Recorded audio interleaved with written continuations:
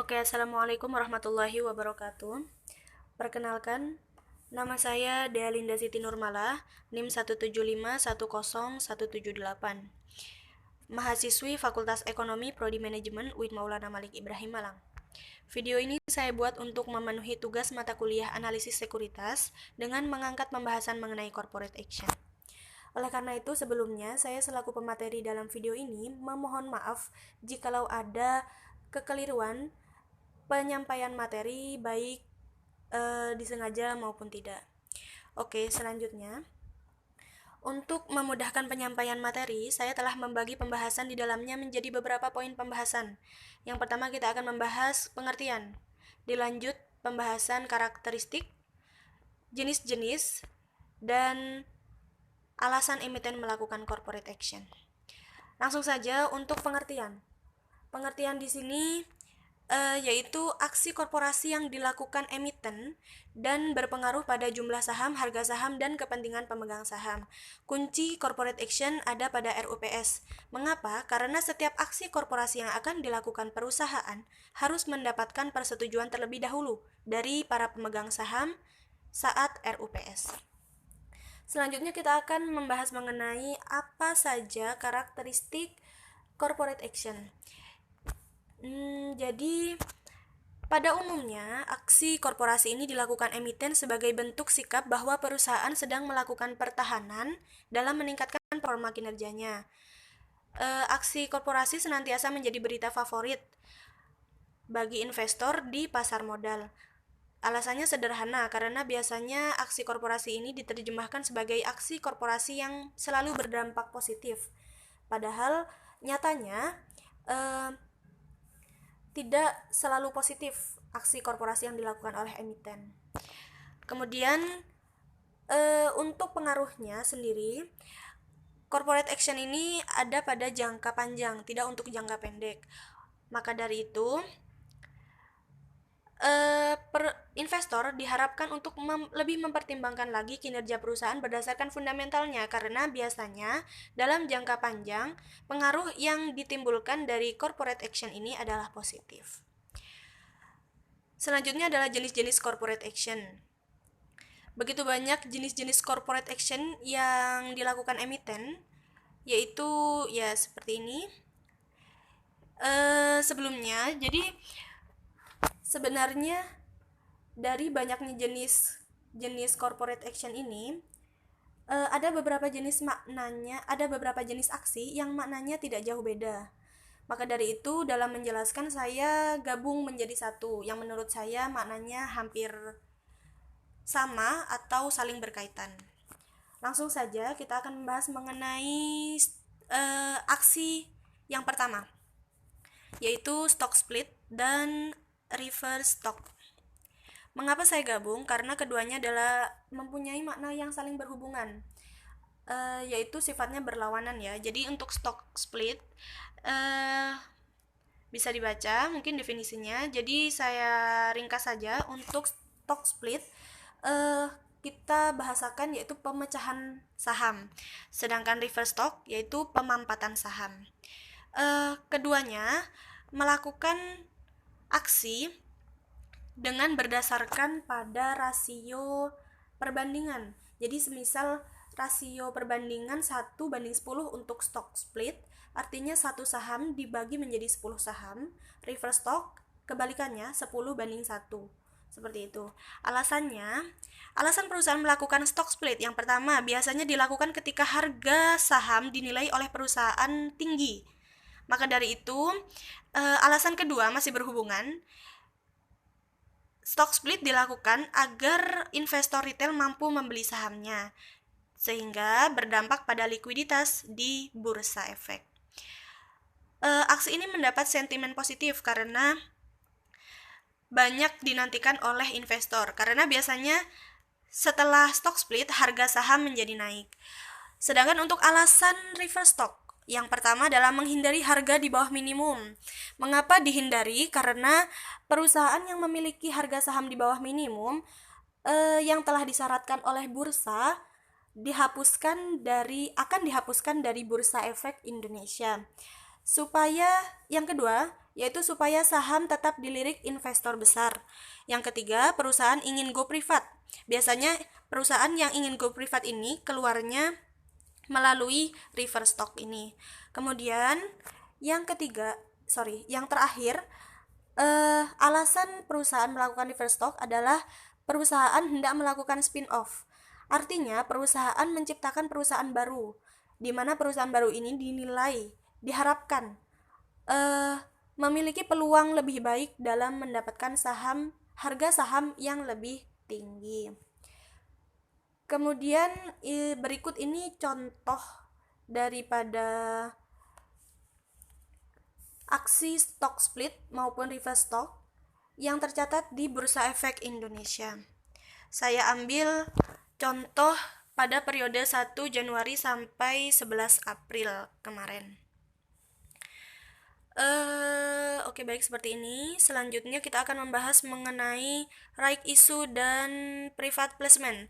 Mengapa saya gabungkan menjadi satu? Karena keduanya saling berkaitan.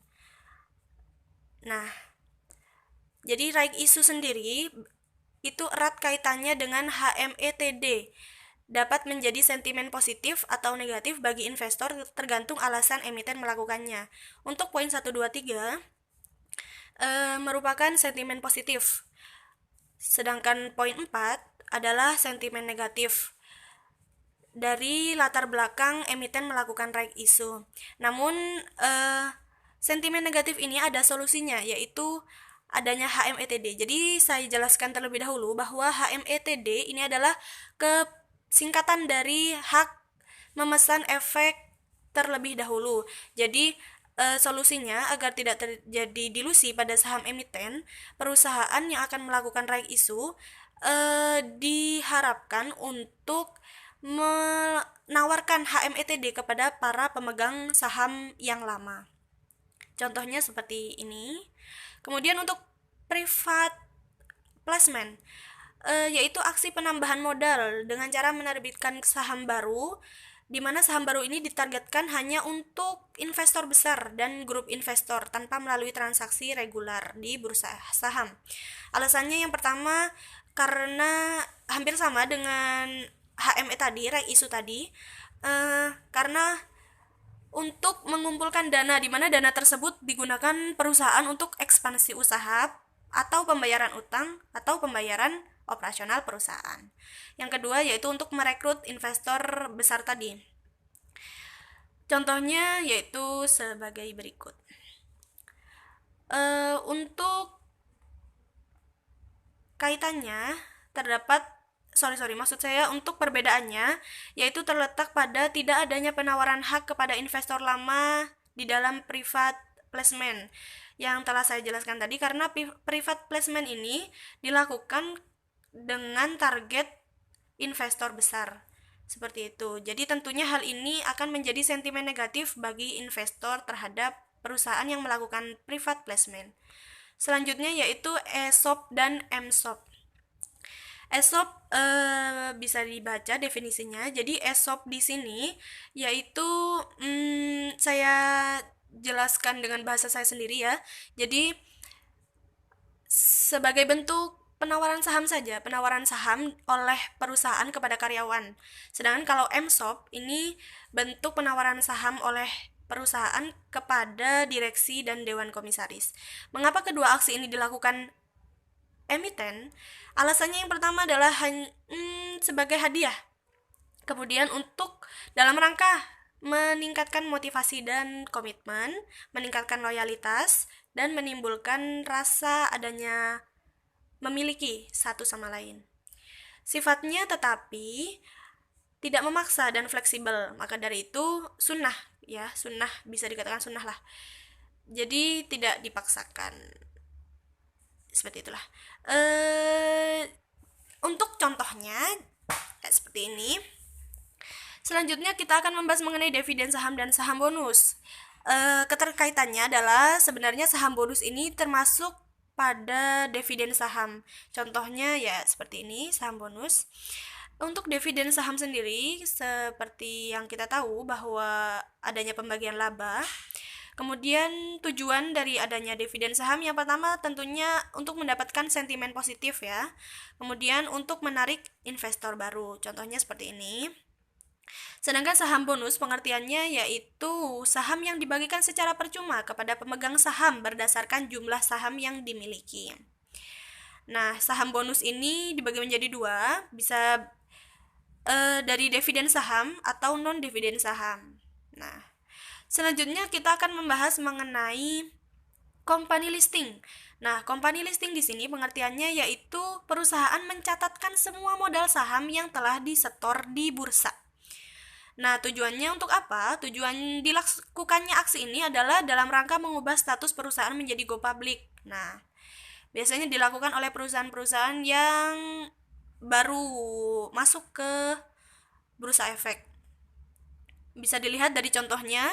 Nah, dari contohnya ini terlihat bahwa tahunnya tidak baru lagi ya. Jadi sudah 9 sampai 10 tahun yang lalu.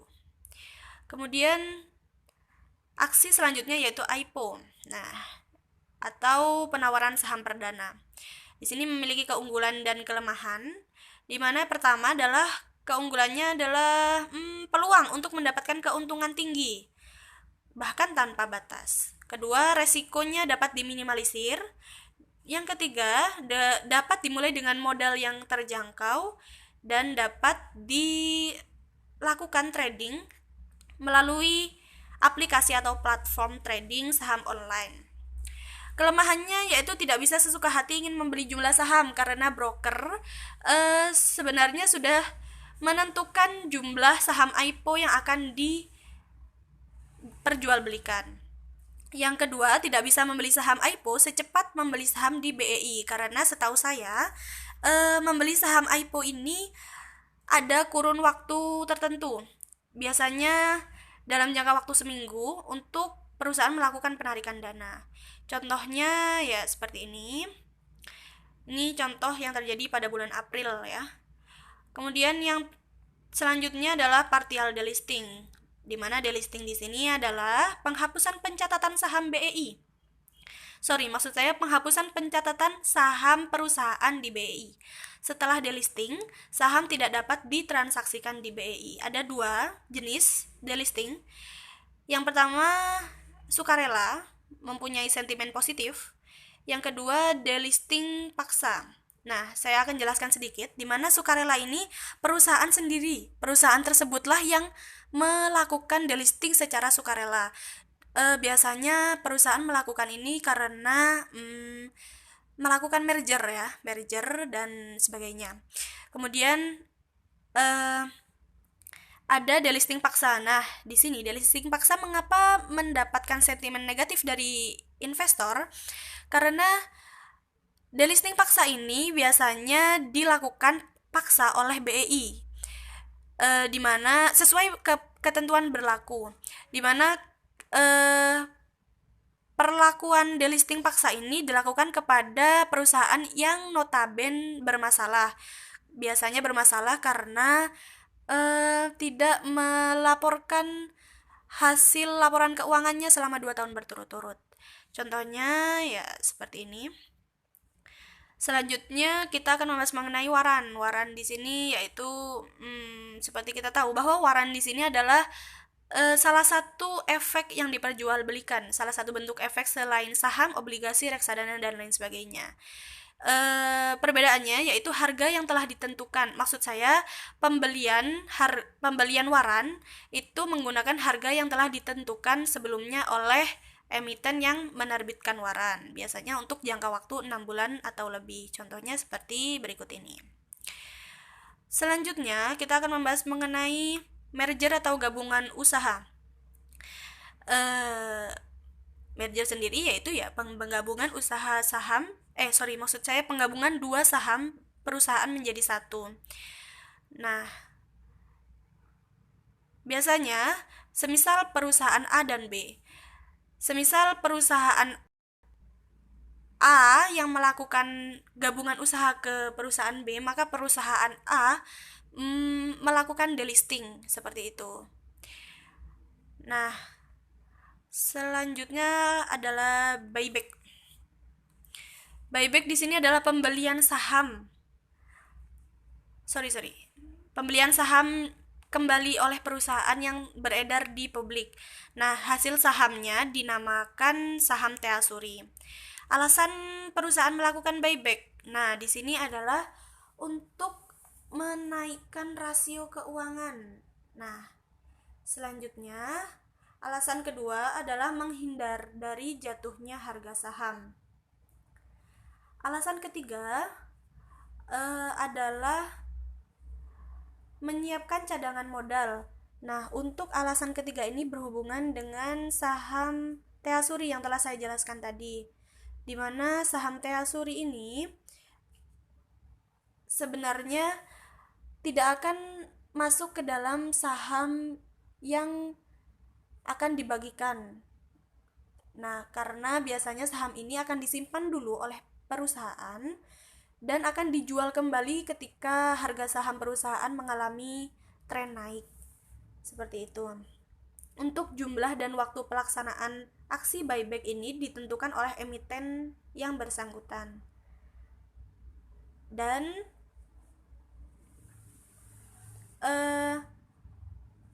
harus mendapatkan persetujuan terlebih dahulu dari para pemegang saham di RUPS. Seperti itu. Untuk contohnya ya seperti ini. Oh ya, karena buyback ini biasanya memberi sinyal bahwa harga saham di pasar saat ini lebih rendah dibandingkan dengan nilai intrinsik perusahaan. Nah, seperti itu.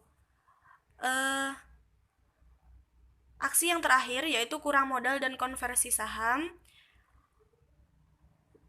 Sebenarnya saya selaku pemateri belum terlalu paham terkait kedua aksi ini. Maka dari itu saya akan memberikan dua contoh perusahaan yang melakukan kedua aksi tersebut. Setahu saya, konversi saham ini kalau tidak salah berasal dari obligasi yang dikonversikan menjadi saham. Alasan emiten melakukan konversi saham adalah ketika emiten tersebut tidak sanggup membayar obligasi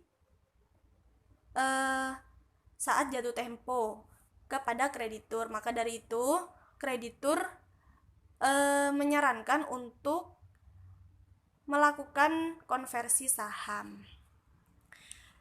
Oke, baik. Mungkin itu saja penjelasan dari saya selaku pemateri. Mohon maaf bila ada kekurangan dan kesalahan, baik itu disengaja maupun tidak. Terima kasih. Wassalamualaikum warahmatullahi wabarakatuh.